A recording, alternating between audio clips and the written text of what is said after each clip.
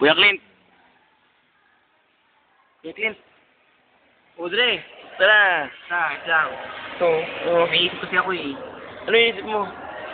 Kasi, lagi sa akin nagpapaturo ng mga class ko, nababatid ako. Eh, magpapaturo sana ako eh. Papaturo ka ba?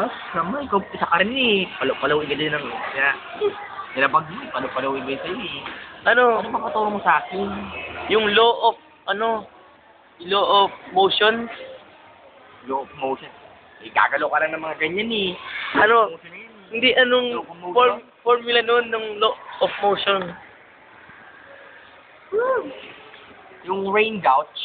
Rain gouge? Yes. Yung rain gouge yan. Ang sa ilalim yan, may electronic yan eh. Electronic variable. Nasa gitna yung law of motion niya eh. Dadaan yan eh. Dadaan yan. 30 seconds yan. Tagal.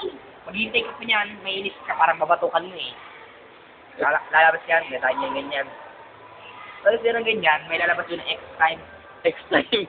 Yes, X times Y. Ganyan no? Yung information X nyo, times Y.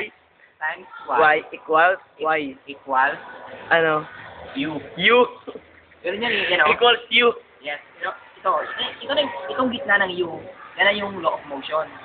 Yung nasa loob niyan. Ano na yan? Hindi ikaw pala ang law of motion. Nasa gitna niyan. Ah. Nasa gitna kasi ilang puta sa ring gouge at ilalim ng electronic variable.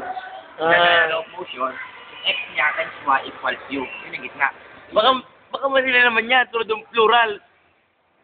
Tama yan. Tanungin mo pa sa teacher mo eh. Paharap mo pa sa kanya kung gusto niyan eh. Salamat. Ano? Okay. Salamat. Okay.